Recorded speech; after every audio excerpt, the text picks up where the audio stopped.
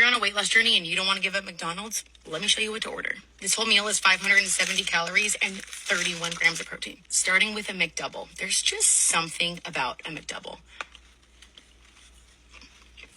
Instead of fries, I got a 4-piece nugget. And yes, I always keep Tapatio packets in my car, so I'm just going to put a little bit of that on top of the nugget.